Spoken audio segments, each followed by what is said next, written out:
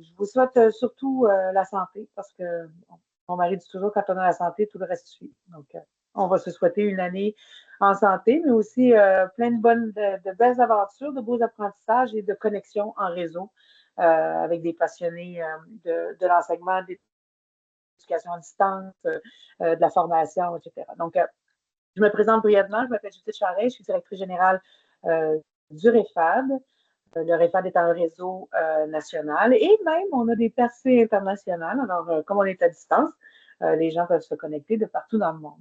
Et j'ai ma complice et collègue, Élodie, que vous connaissez pas peut-être plus que moi parce qu'elle est beaucoup plus active dans tout ce qui est le recrutement et la promotion et tout. Donc, Élodie qui s'assure à ce que tout fonctionne pour nous aujourd'hui. Donc, avant de débuter, notre premier, c'est le premier webinaire de l'année 2026. Je veux simplement souligner que le réseau, le REFAD, est un réseau pan-canadien et qu'on reconnaît qu'on est situé sur des territoires, en fait, autochtones traditionnels non cédés par voie de traité. Et on veut saluer ceux et celles qui, depuis les temps immémoriaux, ont été les gardiens traditionnels. Nous exprimons notre respect pour la contribution des peuples autochtones à la culture des sociétés ici et partout dans le monde. La présentation de cet atelier est rendue possible grâce au financement et de l'appui financier du gouvernement du Canada et bien entendu des membres du réseau. Et si votre établissement, organisation n'est pas membre, sachez qu'un nouveau modèle de membership qui tient compte des réalités et des grandeurs des établissements sera mis de l'avant pour la prochaine année. Vous pouvez déjà communiquer avec Élodie pour voir comment est-ce que vous pouvez devenir membre. On a tout aussi une série, des services et des ateliers qui sont offerts spécifiquement aux établissements et aux organisations membres. Il sera aussi possible, plus facilement maintenant, de devenir membre individuel si jamais ça vous intéresse. Ça vous donne accès à toutes les ressources qu'on mettra de l'avant au cours des prochaines années. Donc, voilà. Donc, on y va, parce que là, il faut que j'arrête de parler, il faut que je lève la place, on a juste une heure. Donc, merci à tout le monde d'être là aujourd'hui. L'atelier s'intitule « Un guide pour concevoir du matériel pédagogique autoportant ». M pareil. Alors, on va nous expliquer ça. Là, aujourd'hui, on a Nathalie et Dominique avec nous du Service national du récit des services éducatifs à distance. Alors, Nathalie, je te présente brièvement. Nathalie Anger est enseignante et spécialiste pédago-numérique au Service national du récit des services éducatifs à distance depuis 2018. Elle possède une solide expérience en formation à distance, en conception de cours en ligne et en pédagogie numérique. Elle a enseigné en sciences et technologies et en chimie et a également occupé divers rôles au ministère de l'Éducation, notamment en développement de programmes et en formation professionnelle.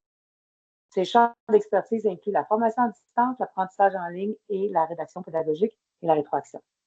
Merci, Nathalie, d'être avec nous. Son collègue, Dominique Gagné, conseiller pédago-numérique au Service national du récit des services éducatifs à distance depuis 2020. Il est en prêt de service du récit du CSS du Val-des-Serres. Très engagé dans la communauté pédago-numérique, il contribue activement là, il y a beaucoup d'acronymes, à la CPGTIE, vous pourrez nous expliquer, et à l'AQUOPS, avec un souci constant d'efficacité, d'impact et de collaboration durable.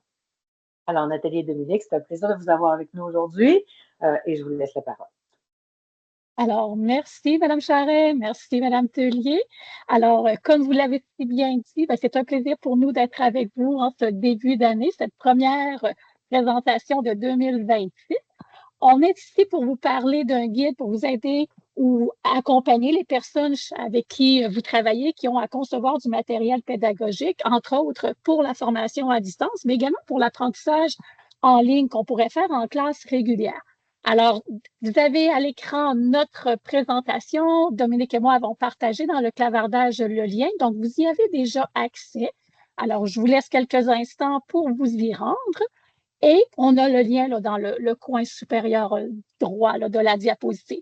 Nous sommes du récit. Alors, le récit, c'est une communauté de conseillers, conseillères pédagogiques au Québec qui ont comme mandat d'offrir de la formation, de l'accompagnement à l'ensemble du réseau de l'éducation québécoise en lien avec l'intégration des technologies et le numérique en classe. Donc, je suis en compagnie de Dominique, mais il y a également Yvon et Cyril qui font partie de notre équipe qui travaille sur d'autres mandats actuellement.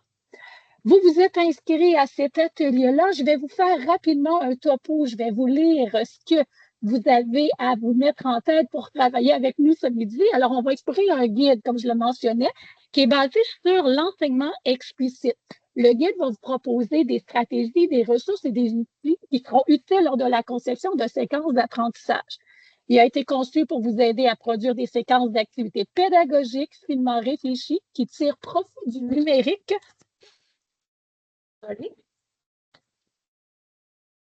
Bon, écoutez, on ne voulait pas tenir. Alors, entre autres, pour automatiser des tâches, des actions qui sont habituellement réservées au personnel enseignant, on va également vous offrir des possibilités de rétroaction automatisée et ciblée dans un temps opportun pour permettre aux apprenants de progresser efficacement.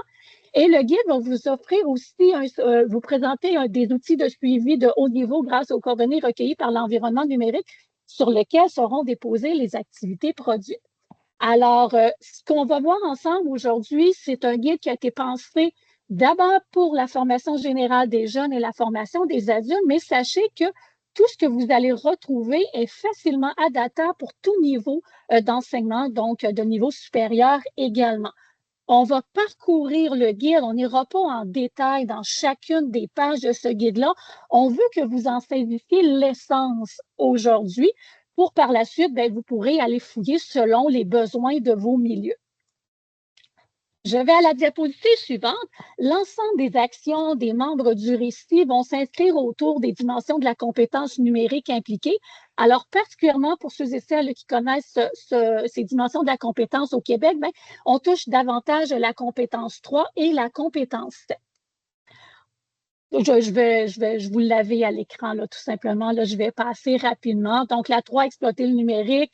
Et la 7, c'était évidemment de produire du contenu à l'aide du numérique. Et là, on rentre dans le vif du sujet. Qu'est-ce que M pareil? Qu'est-ce que ça mange, ça, au Québec, au Canada, en hiver? Alors, c'est un acronyme, vous l'auriez deviné. Dominique, rapidement, tu me jases de quelques-unes de ces lettres-là. Le MP, matériel pédagogique, on connaît bien ça. Autoportant, ça, c'est un petit peu plus nébuleux.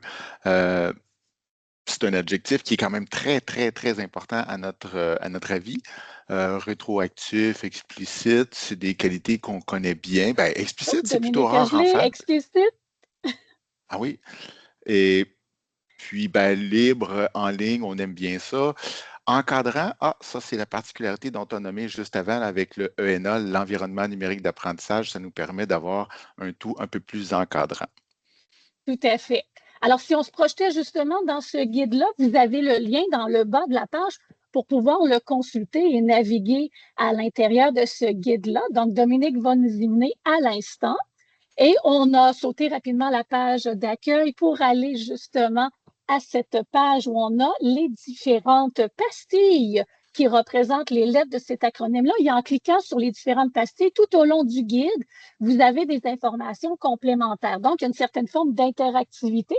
Alors, dans ce matériel qu'on vous propose ici. Donc, autoportant, Dominique le disait tout à l'heure, ça va permettre à la personne apprenante d'être autonome sans la présence soutenue de l'enseignante. Donc, la personne enseignante, elle est toujours présente, mais moins soutenue puisque la personne apprenante pourrait être à distance, pourrait être dans un autre milieu, pourrait être à travers la classe, mais occupée à d'autres tâches que ce que la personne alors, le personnel enseignant va faire avec des groupes d'accompagnement.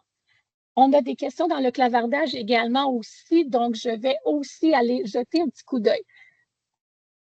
Donc, je vais rapidement ouvrir ici. Donc, nous informons, est enregistré, parfait. Et les gens se présentent. Parfait, j'avais entendu sonner, je voulais être certaine que nous manquions rien. Donc, si on clique, entre autres, sur d'autres composantes des caractéristiques du guide M-Pareil, vous allez pouvoir aller consulter. On se rend à cette page du guide qui est notre menu. Et c'est à partir de ce menu-là que tout au long de votre exploration du guide, vous pourrez explorer et découvrir les éléments à mettre en place dans le but de concevoir une séquence d'apprentissage digne des caractéristiques de matériel autoportant de M-Pareil. Alors, à travers le guide, on va voir la structure d'une séquence. Dominique va nous en parler dans quelques instants. Je parle ici de la zone rose, là, la séquence. Par la suite, on va voir que pour avoir une séquence d'apprentissage, bien, il y aura des constituants. Il pourrait y avoir des constituants statiques, comme par exemple un texte, une présentation PowerPoint ou une Google Présentation. Il pourrait y avoir une vidéo narrée. Il pourrait y avoir un tutoriel, etc. Donc, l'ensemble des constituants statiques vont être regroupés dans le but de former notre séquence d'apprentissage. Mais les caractéristiques M-Pareil qu'on a rapidement vues tout à l'heure vont plus loin. On parle que pour favoriser l'engagement des personnes apprenantes, on va ajouter de l'interaction. Donc, des interactivités seront possibles ici. Alors, on a répertorié pour vous dans le guide différentes formes d'interactivité. Donc, des interactivités de base, des interactivités qui vont favoriser la rétroaction, d'autres qui vont favoriser le réinvestissement. Donc, on pourrait cliquer, là, juste exemple, interactivité avec rétroaction au centre, Dominique, et on va voir apparaître ici différents exemples. Hein, un questionnaire interactif avec des questions automatisées. On pourrait avoir une rétroaction qui est offerte à chacune des réponses qu'aura formulées la personne apprenante. Donc, il y a possibilité d'avoir de l'interactivité, des cases à déplacer, des images à cliquer, etc. Donc, il y a différentes formes d'interactivité qui vont soutenir la personne apprenante dans du matériel autoportant. On va aller, je vais cliquer rapidement. On vous propose également des ressources quant aux rétroactions automatisées. Tu pourrais cliquer ici sur la deuxième des bulles de rétroaction automatisée.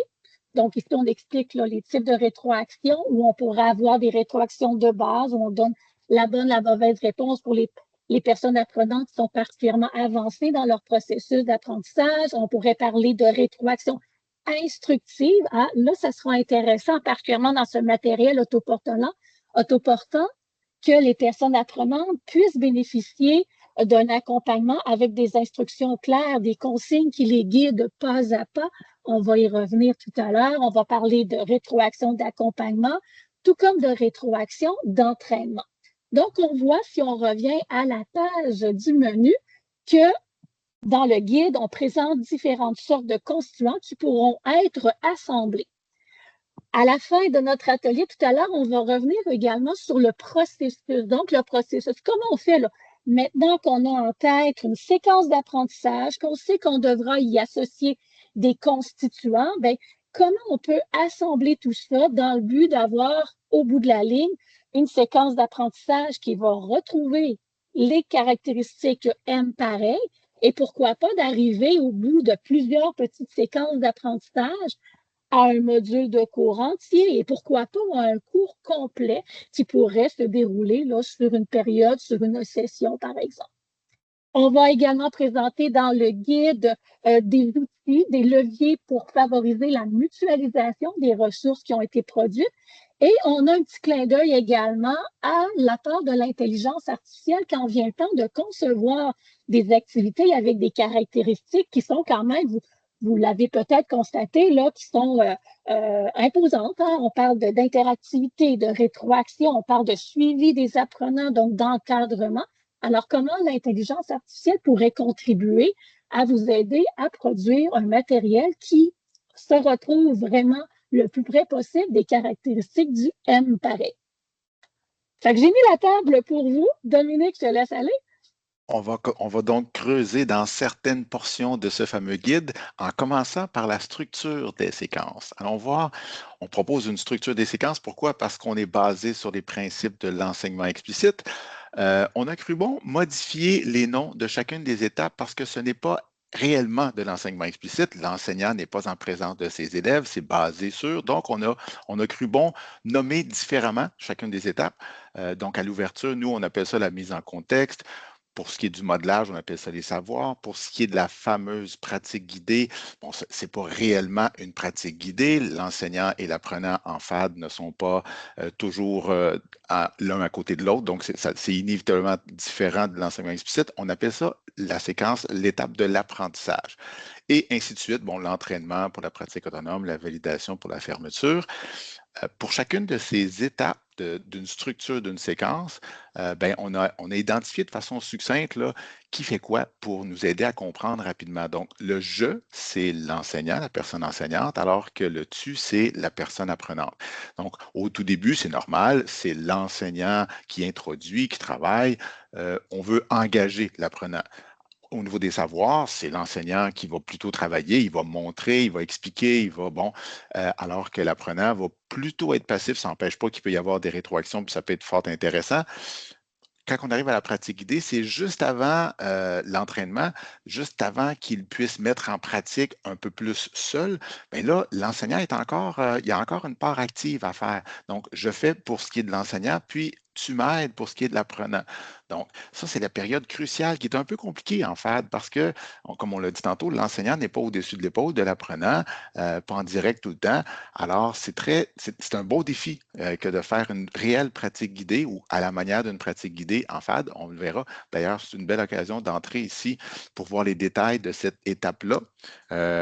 Essentiellement, on va étayer le guidage, on va amener l'apprenant à vivre des succès, on va lui proposer des tâches dont la difficulté augmente.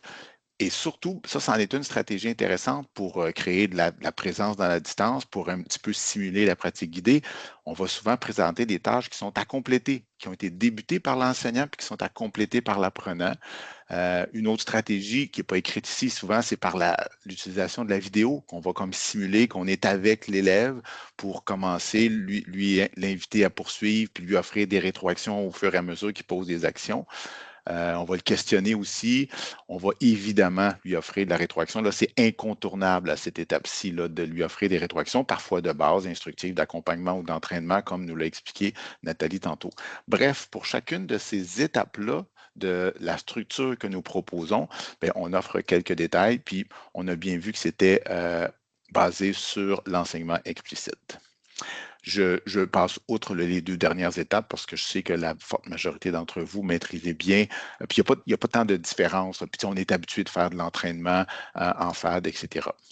Donc ça, c'était les structures de la séquence. Et si je poursuis, on vient de le voir, bien là, on va voir un exemple de séquence. En fait, c'est la même chose que ce qu'il y a dans le guide. J'aurais pu carrément rester dans le guide.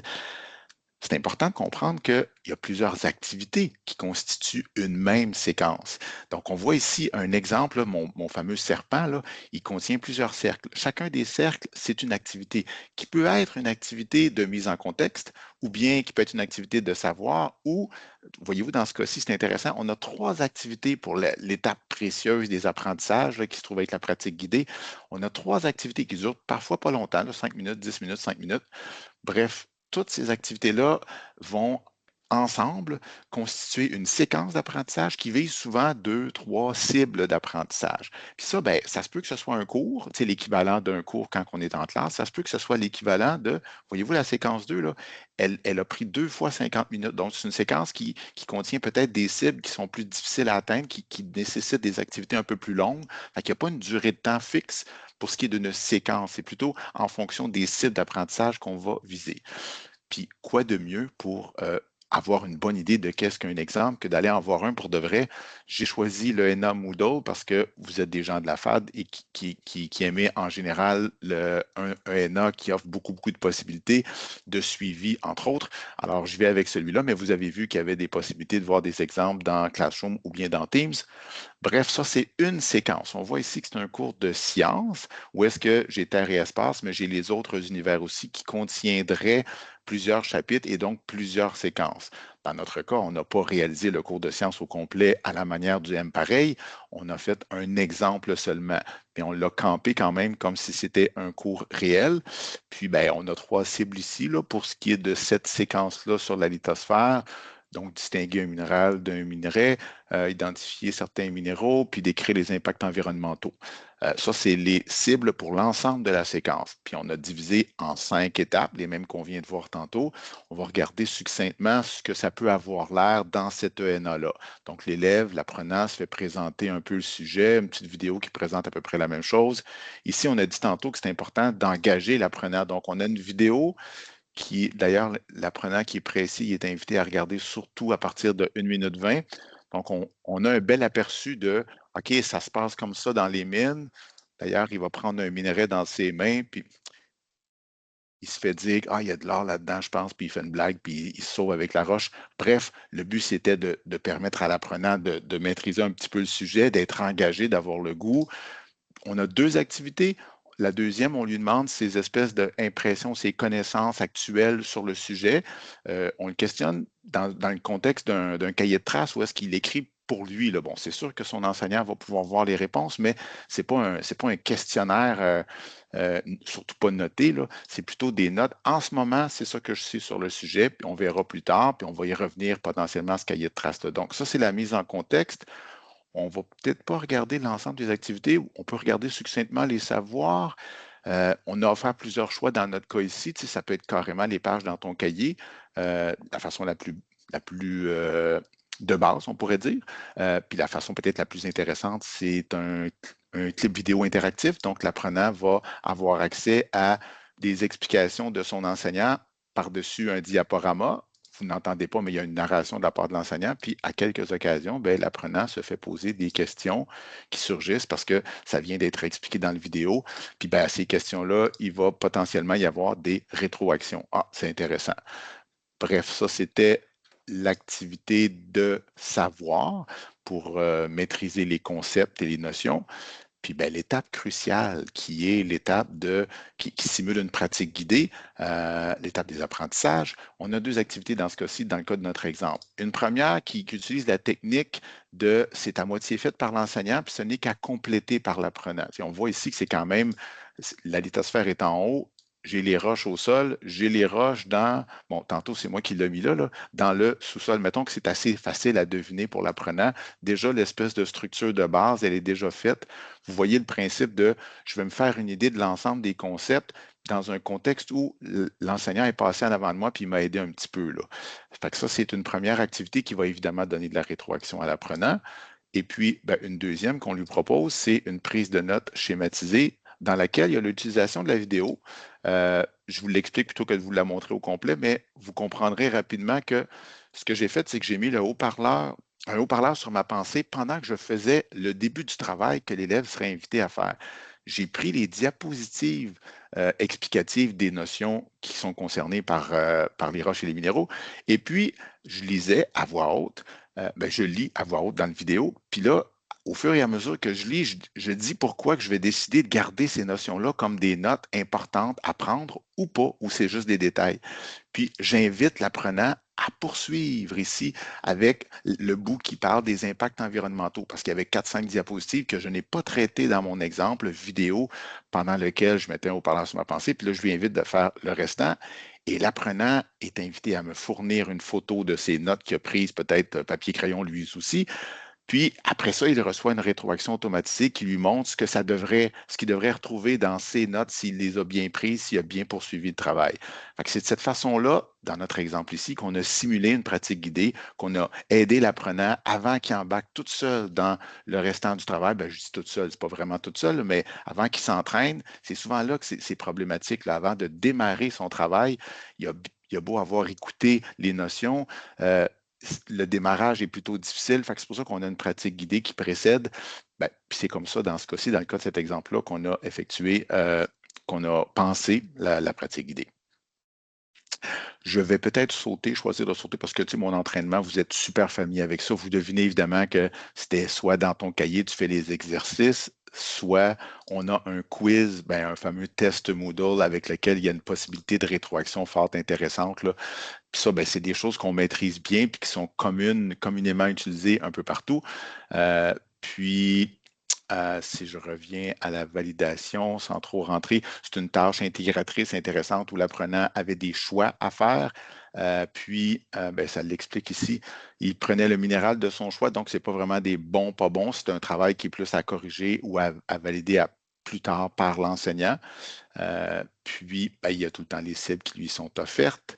Il y avait une objectivation en tant que telle. Là, il se prononçait encore une fois dans le même cahier de traces qu'il avait commencé à écrire au tout début pour voir la suite. Bref, le but, ce n'était pas de vous présenter l'exemple en détail, mais de voir, ça peut ressembler à quoi? Une séquence d'apprentissage qui respecte les caractéristiques M pareil. On va vous faire travailler maintenant, malgré que vous avez peut-être une bouchée en bouche. On va vous proposer un petit Wootlap qui vous pose la question suivante. Quels sont les types d'activités ou de stratégies pédagogiques que vous êtes le plus susceptible d'utiliser dans vos séquences d'apprentissage? Donc, si je m'en vais moi-même au Wootlap, vous devriez voir le lien dans le clavardage. Merci beaucoup. Donc, on a vu tantôt un exemple d'M pareil qui avait réglé le grand défi de la pratique guidée d'une façon vidéo, travail commencé par l'enseignant. Ce sont toutes de belles idées, lesquelles vous pensez qui seraient les plus mises en pratique par vous-même ou vos collègues. Une tâche à compléter tout court ou bien une tâche à compléter avec une offre de rétroaction, c'est du trop de travail ou ça tient la route, vous pensez que ça pourrait être facilement fait. Une vidéo tout court ou bien une vidéo interactive avec rétroaction, vous pensez que oui, ça, c'est pas un problème, ça pourrait être communément utilisé, ou bien on s'énerve. Une vidéo interactive avec rétroaction qui va avoir une redirection vers le bout de la vidéo, si j'ai manqué mon coup là, à une fameuse question, là, ça va reculer puis ça va me faire réécouter les portions pendant lesquelles il était question de ce que je n'ai pas compris finalement parce que j'ai mal répondu. Donc, on voudrait savoir lesquels sont les plus susceptibles d'être utilisés, à votre avis, pendant une pratique guidée que vous auriez. Et ne vous gênez surtout pas pour réagir aussi dans le clavardage en complément à nos petits Wootlab qu'on a préparés pour vous pendant la présentation. Il n'y a pas de bonne ou de mauvaise réponse ici. Hein? C'est vraiment où vous en êtes dans votre pratique ou dans l'accompagnement des personnes que vous faites dans cet accompagnement. Et je suis content de constater que les tâches à compléter tout court, non, il y a plusieurs personnes qui disent oui, avec rétroaction, ce n'est pas un problème, on peut facilement faire ça. Même chose pour les vidéos, il y en a quand même vous êtes un plus grand nombre de personnes à penser que des vidéos interactives, ce n'est pas utopique, là. C'est au moins un peu plus populaire que des vidéos tout court, finalement. Là. Intéressant. Parce que nous n'avons qu'une heure, je crois que nous allons poursuivre où est passée mon autre page de Google pendant ce temps-là? C'est pas mal amusant, ça. Je vais la chercher. Désolé, je reviens à l'instant. Donc, je vais poursuivre. Ce que nous allons faire ensemble, c'est qu'on va analyser une séquence d'apprentissage qui avait été généreusement fournie par une personne enseignante ici au Québec en mathématiques. Et on va voir de quelle façon on pourrait la bonifier, cette séquence d'apprentissage-là. Parce que partir de zéro pour arriver à une séquence d'apprentissage avec les caractéristiques M pareil, on s'entend que c'est quand même beaucoup de travail. Plus on en fait, plus ça devient aisé, on s'entend. Mais initialement, là, partir de zéro et aller vers quelque chose, un produit fini, c'est un long processus. Alors, pourquoi ne pas avoir en tête de rénover une séquence d'apprentissage que vous avez déjà en main? Donc, une séquence d'apprentissage que vous avez déjà peut-être des textes, une présentation, une vidéo, un exercice, etc., mais ça peut nous servir de point de départ qu'on pourra par la suite bonifier, donc pimper dans le but de se rapprocher progressivement d'une séquence d'apprentissage avec les caractéristiques M pareil. Alors, ce que nous allons faire avec vous autres, c'est qu'on va utiliser une grille. Cette grille-là, c'est une grille d'alignement pédagogique qui nous donne des repères. Pour chacune des 5 étapes basées sur l'enseignement explicite que Dominique nous a présenté tout à l'heure, bien, on peut se poser des questions. Donc, dans la mise en contexte, la première étape, qu'est-ce que je pourrais faire? On parlait tout à l'heure que les cibles d'apprentissage, c'est important de les mentionner, de les présenter. Alors, on pourrait tout simplement utiliser cette grille-là pour orienter nos premières réflexions dans le but de bonifier une séquence d'apprentissage que nous avons déjà en main. Tu allais Ah parler, oui? Dominique? Oui, Ben, j'allais j'ai dire, vu. moi, je te propose que je vais poser des questions en utilisant la grille de mon bar et toi, tu vas me montrer d'un côté la situation non rénovée et de l'autre la situation rénovée. Exactement. Exactement.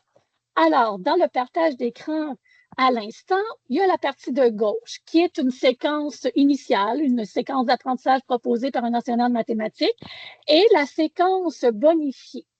Alors, je vous laisse quelques secondes observer à gauche et à droite. Donc, on reconnaît à droite la structure telle que présentée dans le modèle, l'exemple de Dominique sur minéraux-minerais. Donc, la mise en contexte, les savoirs, les apprentissages, etc. Et je reviens à la séquence d'origine. Donc, cette personne-là avait en main des vidéos, peut-être produites par ses collègues, peut-être produites par elle-même ou encore trouvées sur le web. Ça correspondait à la matière qu'elle enseignait. Donc, elle a validé le contenu de ces vidéos-là. On constate que la personne avait déjà des exercices. Donc, elle avait ici, si je clique à l'instant, on voit les cibles, introduction, les cibles. On avait une enquête mystérieuse de l'inspecteur Mathéo. On a du texte, on pose déjà des questions à l'élève.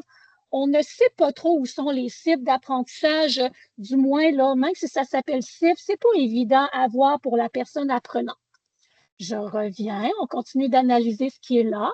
On a qu'il y a des vidéos interactives, donc sensiblement des vidéos avec un contenu, du texte, etc., des explications. La vidéo est relativement longue, 7 minutes. On en a une deuxième d'à peu près de même durée. Et on a des exercices, et je clique pour vous me démontrer rapidement, ce sont des exercices qui m'emmènent à l'extérieur de la plateforme d'environnement numérique. Donc, on a des exercices avec des cartes à retourner, on peut obtenir des indices. Il y a une certaine forme d'interaction ici qui est présente dans les exercices qu'avait en main la personne enseignante ici. On avait ensuite, on passait à la situation suivante. On a un quiz, oui, j'avais oublié de mentionner, on a un quiz qui va récapituler ou encore questionner à la fin de cette portion d'apprentissage. Transportons-nous maintenant du côté de la séquence pimpée. Alors, du côté de cette bonification-là, on voit clairement ici les cibles d'apprentissage. Cible 1, traduire une situation en une expression algébrique, connaître les mots-clés, trouver. Donc, pour la personne apprenante qui navigue à travers le contenu de ce matériel autoportant-là, c'est très facile de se référer à ces cibles-là. Oui, Dominique? Donc, moi, dans ma grille, je viens de mettre un premier crochet. Est-ce que les cibles sont là? Elles sont là. Ma Bien. deuxième question, c'était, est-ce que dans la version améliorée, tu proposes des activités qui sont engageantes? Bon, Intéressant. Alors, ce qu'on a ici dans la mise à contexte, on a repris l'idée de Mathéo que la personne enseignante avait tout à l'heure, mais on a élagué ici. On est allé chercher que l'essentiel pour donner envie à l'apprenant d'aller plus loin, de s'investir dans ce qui s'en vient. Et on a retiré là, les questions qui nous semblaient complexes. Peut-être qu'elles reviendront plus tard, qui sait. mais c'est une façon d'être plus engageant, justement, de ne pas tout de suite trop rapidement commencer en questionnant l'apprenant, en le faisant travailler tout de suite. On s'est bien soucié de l'engager avant de commencer à travailler. Si on passe à l'étape des savoirs, est-ce que, bon, du montrage pas à pas, tu sais, montrer, expliquer les notions pas à pas, c'était déjà bien, je devine, là, parce qu'il y avait déjà 2 vidéos, puis l'enseignante dans le vidéo, elle fait bien un bon travail de montrer les concepts et tout, mais est-ce qu'il y avait des questionnements? Bon, c'est là que c'est un peu douteux, hein. Tu nous le montrais tantôt, les fameuses cartes à retourner, là. Je ne sais pas si ça, c'était dans l'étape des savoirs ou si c'était dans l'étape de mes apprentissages. Qu'est-ce qui se passe avec ça? Parce que le montrer pas à pas, c'était bien. Les vidéos ont été conservées, c'est dans les savoirs. Puis qu'est-ce qui s'est passé avec les cartes à retourner? Voilà, allons voir ici. On a la même vidéo que tout à l'heure, Mhm. mais elle a été scindée avec des questions. Alors, si on faisait défiler rapidement, on arriverait, comme on a vu tout à l'heure avec l'exemple de Dominique, une question qui va apparaître ici et la personne apprenante devra y répondre. Je ne suis pas capable. Devra y répondre avant de poursuivre. Et elle pourra vérifier, elle obtient une petite rétroaction, etc. Et elle devra, cette personne apprenante-là, passer à travers tout le processus de questions. Ici, on n'en a mis que 2 là, pour gagner du temps, avant de pouvoir aller à la toute fin, à la section qui suivra. Donc, on engage ici l'apprenant, On lui permet d'arrêter à des moments précis, de répondre, de cibler, ben, OK, là, ça n'a pas été clair pour moi, ben, peut-être que j'aurais besoin d'entrer en communication avec mon enseignant dans cette étape-là ici d'accompagnement à l'étape des savoirs. On aura une deuxième situation, je vais rondement parce que le temps file, et on arrive ici à la situation, pas la situation, mais à l'étape de nos apprentissages. Alors, Dominique, qu'est-ce qu'on doit observer dans l'étape des apprentissages? Bien, une des questions, c'est est-ce qu'il y a des tâches qui sont à compléter et qui ont été débutées par la personne enseignante pour simuler la pratique guidée, là? Puis je pense que c'est bien le cas, hein? Alors, c'est un défi, on le mentionnait tout à l'heure, en pratique guidée ici, d'avoir des activités qui vont permettre à l'accompagnant, la personne apprenante d'être accompagnée sans la présence directe de son enseignant. Alors, ce qu'on voit ici, c'est que la personne enseignante a souligné des parties. Donc, elle a déjà attiré l'attention de l'apprenant sur une portion précise dans la question. Ici, on est en mathématiques. On lui permet de recommencer son activité, son exercice. Et plus on avance dans les questions, mais plus on voit qu'il y a un étayage qui s'est fait, des étayages qui s'est fait, puisque de moins en moins de soutien ponctuel, instructif comme ça est offert à la personne apprenante pour arriver à des questions de niveau plus complexe à la toute fin. Donc, je pense qu'ici, on a 2-3 bonnes étapes ici. Il y a des rétroactions, il y a de Oui, l'interactivité et oui, il y a une progression dans la tâche qui est demandée. On n'ira absolument. pas plus loin, on ne fera pas là, ensemble là, la partie de l'entraînement ni de la validation, mais on comprend l'esprit ici d'accompagner la personne apprenante dans ses apprentissages tout en faisant en sorte qu'on libère l'enseignant pour d'autres tâches à travers tout ça. Je vais de ce pas à la suite de notre diaporama. On a beaucoup de pages avec vous aujourd'hui. On va aller vers le processus. À moins que Dominique ait autre chose à ajouter sur nos exemples. Ça va, ça va. Je vous présente le processus à l'instant. Ben oui, notre guide, c'est surtout le processus de conception. On accompagne les concepteurs, puis allons-y pour de vrai, plutôt que d'être juste sur la diapositive Oui, qui le montre. On accompagne le concepteur en divisant ça en quelques étapes. Vous le verrez ici si vous lisez ça, là, ce n'est pas ADI parce que nous, on a en tête que c'est l'enseignant qui est concepteur. Dans notre contexte, là, au primaire, au secondaire, ce ne sont pas des concepteurs professionnels ou des enseignants libérés pendant des mois. Très souvent, ce sont les enseignants eux-mêmes qui produisent des portions de leur matériel. Alors, on avait ça en tête, puis c'est important de le savoir, là, que c'est l'enseignant lui-même qui n'est pas un concepteur professionnel. Donc, notre processus est adapté en fonction de ça. On a quand même divisé puis donné plusieurs conseils à plusieurs étapes là, de ce que l'enseignant devrait faire. Sans entrer dans tous les détails, on vous montre surtout un des outils qu'on trouvait intéressant, qu'on ose lui imposer ou lui proposer à l'enseignant. C'est un canevas de planification de son travail. Puis il est encore plus intéressant si je vais le voir, parce qu'ici, là, il débute son plan de travail. Mais je vais aller juste un peu plus loin à l'étape de la scénarisation, parce qu'on lui propose un certain nombre d'éléments pour que finalement, il finisse son plan de travail, son outil de planification. Puis ici, on le voit en lien avec l'activité qu'on a vue tantôt, la séquence sur les minéraux-minerais. Là. Fait qu'on le voit qui est complété. Tu sais, ça se veut quand même un outil de planification pertinent puis important, donc ça prend quand même plusieurs informations, mais on a fait en sorte que ce soit le plus facile et le plus rapide possible pour l'enseignant de le compléter. C'est par exemple ici, pour caractériser ces activités, il y a une vidéo, il y a ci, il y a de l'interaction, il n'y en a pas. On lui a offert des stickers qu'on pourrait dire en bon français, qui peut copier-coller pour les déposer rapidement pour accélérer son travail. Si on voit que les cibles, c'est souvent les mêmes, fait qu'il fait juste dire si ça concerne toutes les cibles ou juste quelques cibles pour certaines activités dans certaines étapes. Puis ben, c'est quand même un niveau de planification incontournable. Là. Ça va prendre combien de minutes à peu près ces étapes-là, etc., pour bien analyser le temps suggéré à l'apprenant. Bref, c'est pas ADI, mais c'est adapté pour nos enseignants, puis on lui fait plusieurs suggestions à chacune des étapes. On a vu, là, on était à la scénarisation. Si je m'en vais à la médiatisation, c'est pour lui faire penser qu'il y a plusieurs médias qui peuvent être utilisés ou une combinaison de médias. Dans tous les cas, on lui fait des offres.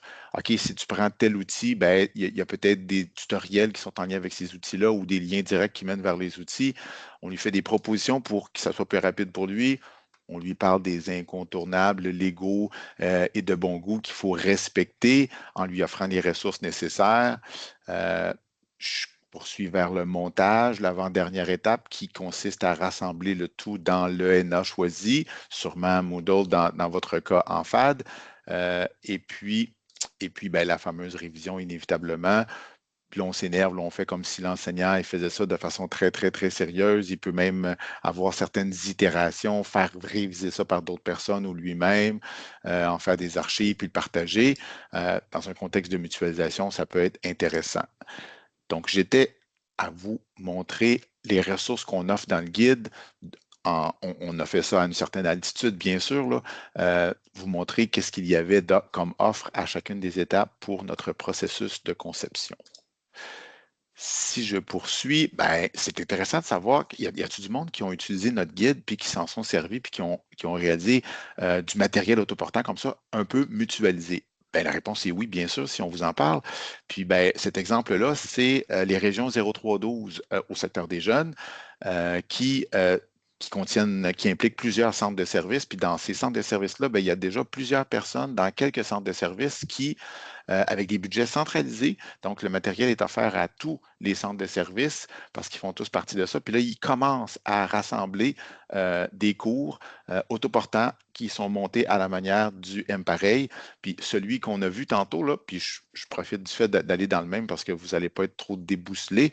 Ben, c'est celui-là, c'était dans la section algèbre. Puis, vous pouvez deviner, là, dans chacun des cas, là, puis chacune des sections, il y en a autant.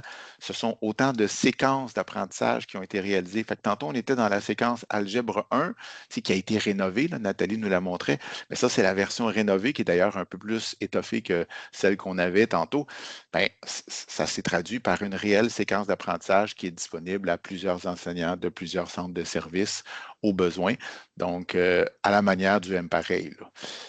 C'est plus qu'une question de visuel, d'avoir le visuel du M-Pareil, c'est surtout au niveau de la structure, puis des rétroactions, nombreuses rétroactions automatisées qui sont offertes dans les activités.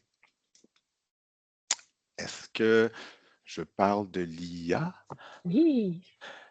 Qui a changé la donne beaucoup, beaucoup, beaucoup, beaucoup. À l'époque où on a commencé à rédiger le guide, l'IA, ce n'était qu'un petit facteur. Maintenant, c'est vraiment un grand joueur en ce qui a trait à concevoir, parce qu'on sait que ça prend beaucoup, beaucoup de temps. Donc, allons-y pour de vrai dans le guide à cette page-là. Les valeurs ajoutées de l'IA pour concevoir du matériel intéressant, du matériel autoportant. On le devine, on le sait, vous êtes nombreux à le savoir, l'IA peut beaucoup m'aider à faire des textes, des résumés, des variantes de ces mêmes textes-là, des synthèses, créer des images, des infographies même, des documents de présentation. Donc, on ne fait plus ça sans l'apport de l'IAG, l'intelligence artificielle générative, parce que c'est beaucoup, beaucoup plus efficace. Mais il y a un nouveau gros joueur qui est sorti, c'est que l'IAG peut carrément me pondre des activités d'apprentissage interactive et rétroactive. C'est ça qui prend beaucoup, beaucoup de temps aux enseignants. C'est pour cette raison-là qu'ils ne le font pas tant que de programmer des rétroactions automatisées. C'est parce que ça prend beaucoup, beaucoup de temps. Puis maintenant, on peut allouer cette tâche-là un peu mécanique à l'intelligence artificielle. Puis ça fait une belle différence parce que ben, c'est ça, ça prend beaucoup, beaucoup moins de temps. Puis on peut que lui donner la base de connaissances et lui demander, bien lui expliquer notre désir, nos besoins, puis obtenir des résultats qui sont quand même relativement impressionnants. Puis en lien avec tout ça, ben, quelle IA choisir, on a réfléchi un peu, mais essentiellement, c'est les IA qui sont acceptées dans vos organisations. On n'a pas. Attendez-vous pas à avoir une belle comparaison de toutes les IA. Ça change à toutes les 2 semaines. D'ailleurs, notre guide, c'est pas une production là, qui est à court terme, c'est plus à moyen puis à long terme. Là. Bref, on ne met pas à jour le guide à toutes les semaines, puis il le faudrait si on s'engageait à cibler des IA particulières. Mais on a quand même une belle offre à vous faire. C'est quelque chose qui s'appelle Partagia, dans lequel on a plusieurs exemples de questions à choix avec les requêtes qu'il faut donner pour obtenir des résultats de la sorte, de beaux exemples de problèmes résolus en étapes, des exemples d'activités de guidage en étapes, non seulement des exemples de vidéos interactives, mais même un générateur de vidéos interactives. Donc, c'est peut-être sur cet exemple-là que je veux m'attarder. Allons-y dans Partage IA. En cliquant sur ce bouton, je m'y rends. Partage IA, c'est un moteur de recherche. Il faut lui dire qu'est-ce qu'on cherche. Moi, je vais plutôt prendre le filtre ici, puis je veux dire, je veux voir c'est quoi tes générateurs. Un générateur, c'est c'est un morceau qui est fait à moitié par l'IA, mais la dernière moitié, c'est moi qui va la compléter. Ça va être relativement simple, puis je vais obtenir un résultat impressionnant. Donc, le générateur de vidéos interactives, c'est un des exemples de ressources qu'il y a sur Partagia. Si je l'ouvre, le générateur lui-même, il me demande de lui fournir, puis on a le temps, je vais faire l'exemple, c'est assez bluffant, là. Je lui fournis l'adresse d'une vidéo sur YouTube. Je pourrais aller lui coller la transcription qui est sur YouTube moi-même si mes accès Google ne me permettent pas d'aller la pêcher finalement. Mais mes accès Google à moi, pour mon compte Google de mon organisation, c'est pas nécessaire que j'aille chercher la transcription. Mais vous savez, si vous ne le savez pas, vous pouvez cliquer sur le petit bouton Aide ici, ça vous le dit. N'importe quelle vidéo YouTube, là, quand vous regardez en bas de la description du vidéo, vous pouvez activer Afficher la transcription. Là. Il y a un petit plus en quelque part qu'il faut cliquer pour voir, pour que cette fenêtre-là s'étire, là. Mais c'est toujours accessible. Google, il génère avec son intelligence artificielle la transcription de ce qui se dit dans la vidéo. Puis ça, c'est bien important parce que si tu n'as pas accès à ce qui se dit dans la vidéo, ben, tu ne peux pas demander à l'IA de te générer des belles questions par rapport à cette vidéo-là. Mais moi, pour l'instant, je n'ai que mis le lien de ma vidéo. C'est une vidéo qui parle du périmètre, je pense.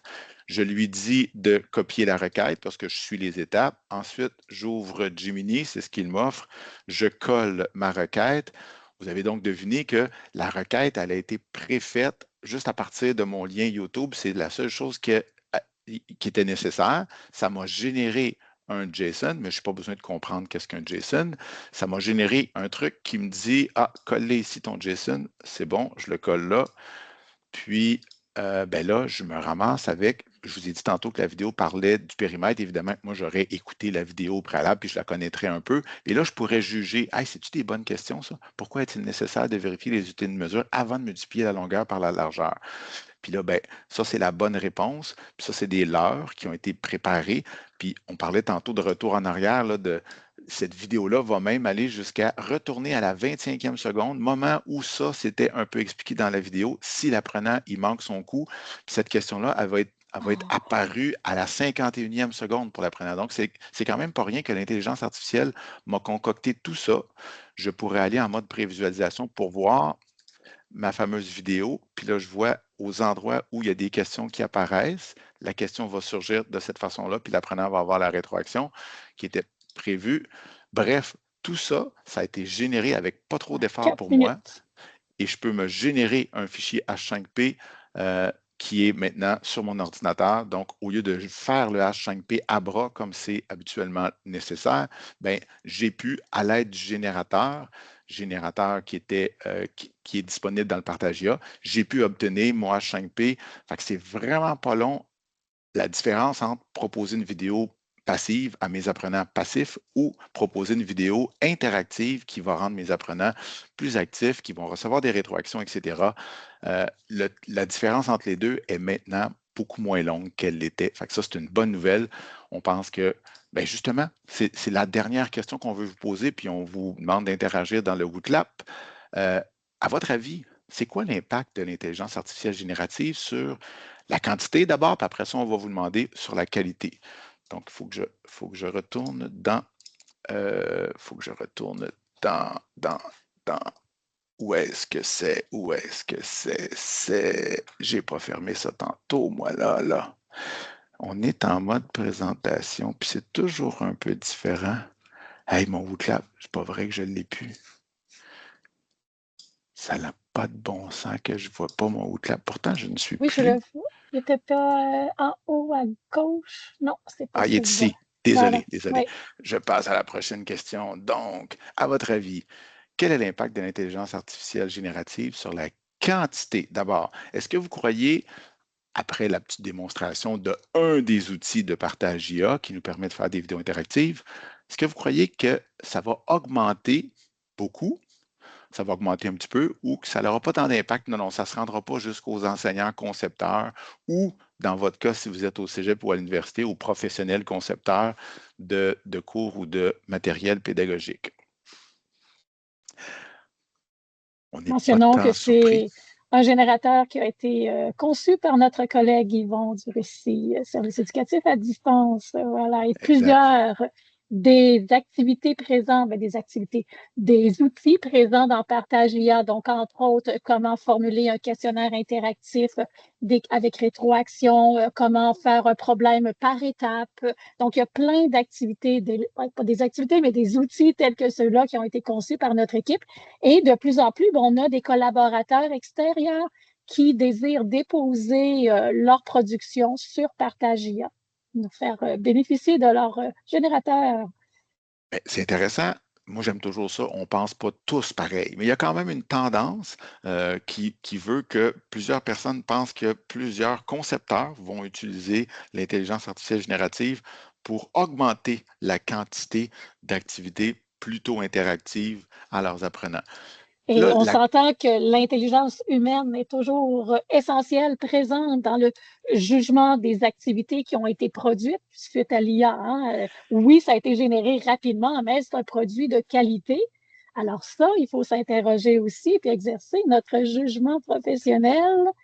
d'où la nouvelle question, est-ce que la Voilà. qualité va être au rendez-vous? Parce qu'on peut deviner, tantôt, la majorité, vous disiez, oui, il va en avoir de plus en plus. Ça, c'est une bonne nouvelle. Maintenant, c'est important, vous m'avez vu aller tantôt, là, il fallait que je valide, puis j'aurais pu modifier parce que ce que l'IA m'a pondu, ce n'est pas nécessairement bon puis extraordinaire, là. Donc, il aurait fallu que je connaisse ma vidéo, que je valide est-ce que ce sont de bonnes questions? Je devrais-tu modifier les questions?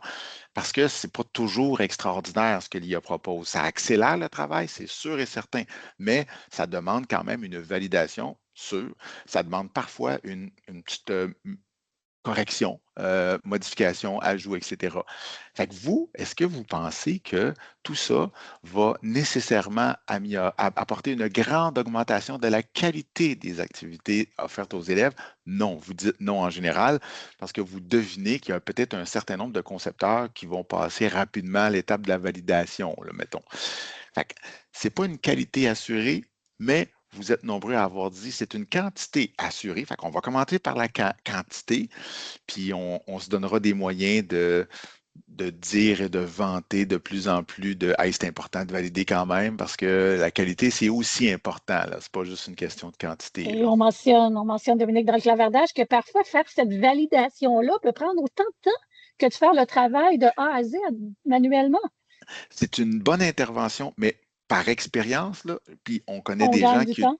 ben, pas dans tous les cas, mais dans le cas de la vidéo interactive, là, par expérience, on a accompagné des gens qui ont produit des dizaines et des dizaines de vidéos avec le générateur et ils nous ont assuré que dans plusieurs contextes, là, à moins que la vidéo dure trop longtemps, parce qu'en passant une vidéo de 30 minutes, ce n'est pas nécessairement un bon outil à proposer à nos apprenants, là, mais c'est très, très, très fréquent que ce sont de bonnes vidéos si vous prenez, parce qu'on a quand même travaillé très fort à concevoir la requête telle qu'elle est. On a ajusté les questions de l'IA pour lui dire qu'il faut surtout qu'il demande des pourquoi, pas juste des connaissances, là. Fait que, en général, là, la majorité de nos utilisateurs du générateur, il y a un gain de temps. Ça, c'est sûr et certain, là, c'est ça, là. Fait que, mais il faut quand même valider. Ça, c'est sûr et certain. Il y a eu des cas où il fallait valider, puis il y a eu des cas où les enseignants ont dit non, non, non. Il y a une très bonne question que l'IA n'a pas pensé de poser, puis il faut que je la pose, puis je vais la créer, puis c'est tout à fait possible avec l'outil, là. Mais au final, il y avait un gain de temps. Intéressant. On se dirige vers la fin, Dominique, pour laisser le temps de questionner ou d'apporter des commentaires sur ce que vous avez vu aujourd'hui. Vu et entendu. Alors, la Est-ce que parole ça est tient à la vous. route? Ouais. Voilà. Est-ce que c'est utopique, ce guide? Est-ce que les ressources qui s'y trouvent sont intéressantes? En fait, je ne veux pas vous mettre des qualificatifs dans la bouche, je veux vous lire ou vous entendre. Puis vous avez vu un survol hein, en une heure comme Évidemment. ça. C'est un survol. Oui, Madame Annick. Bonjour, moi j'ai vraiment, vraiment aimé beaucoup votre atelier, là. Moi, je travaille à l'université, j'accompagne beaucoup de profs et chargés de cours qui montent eux-mêmes leurs cours puis qui médiatisent leurs cours de manière asynchrone. Puis j'ai retrouvé beaucoup de mes pratiques dans votre guide, mais je trouve que le vôtre, il il est vraiment beau. En plus, il y a quelque chose qui reste. Je pourrais le partager avec ces personnes-là, puis ils pourraient comme faire du pouce là, quand on n'est pas nécessairement en rencontre ensemble. Fait que j'ai trouvé ça vraiment super. Pour les vidéos, des fois, on fonctionne avec d'autres types de trucs pour les interactions, mais quand même, vraiment, j'ai adoré. Merci. Danick, tu veux dire à tout le monde, on ne te connaît pas, on ne t'a pas donné 10 $ pour ce commentaire, ça va? Ah non, vous ne me connaissez pas.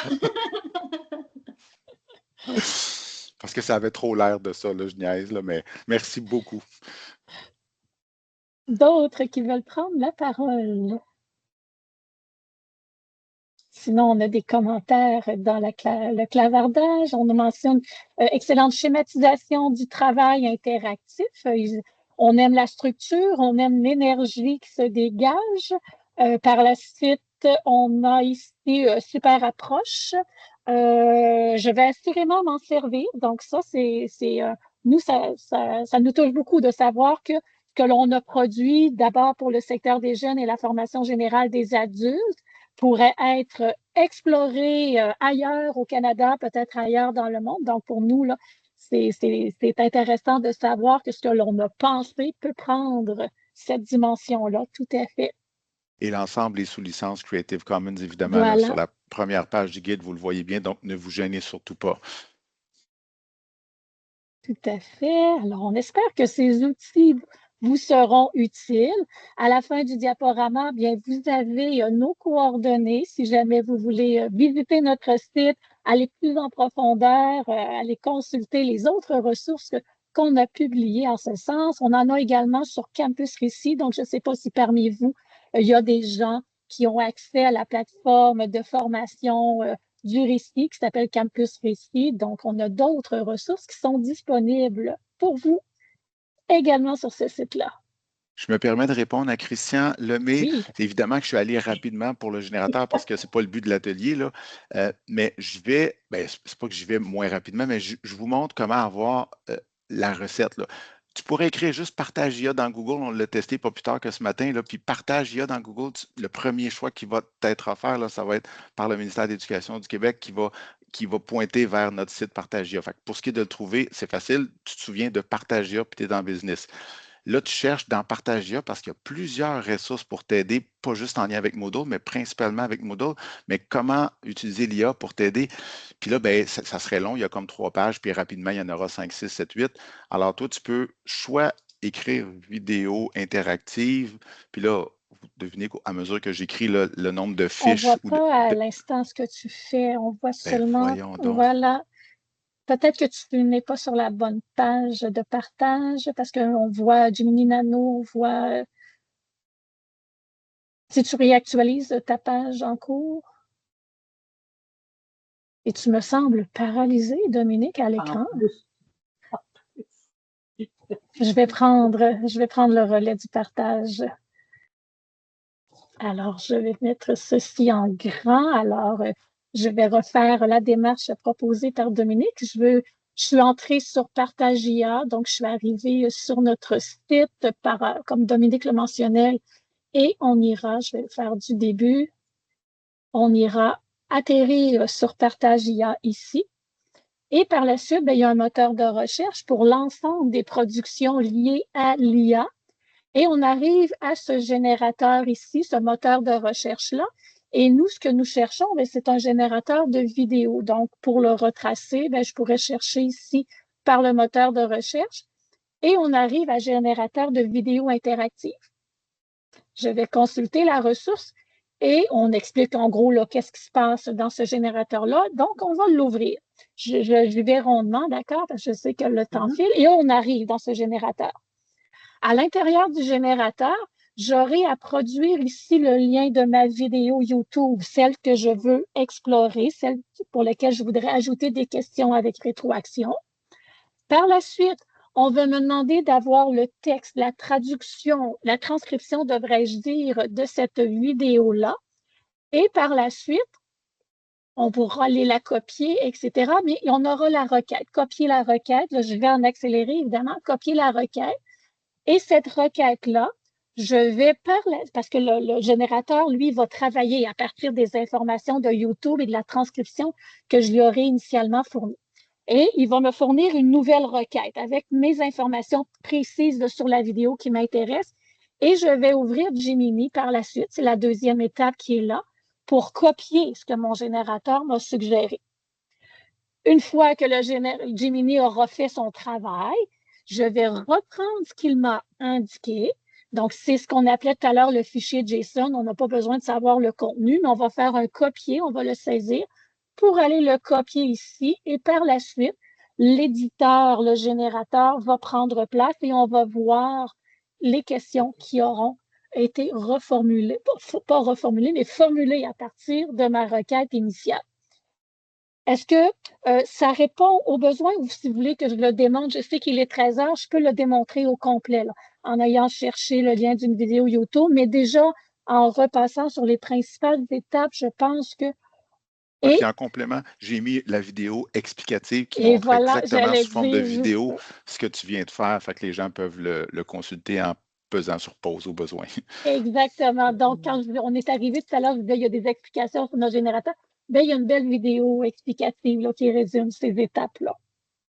J'aurais une proposition. Je pense que je vais demander à Élodie de faire un suivi avec Nathalie et Dominique pour voir si on pourrait peut-être potentiellement planifier quelque chose de plus long, un atelier, quelque chose de... On pourra voir comment ça s'organise. S'il y a des gens qui sont intéressés, bien sûr, on pourra voir si ça, c'est possible. Intéressant, tout à fait. Oui, on a... Moi, je m'enseignais un cours à l'université et j'étais comme, oh, OK, OK. Et il est à distance et avec une partie autoportante.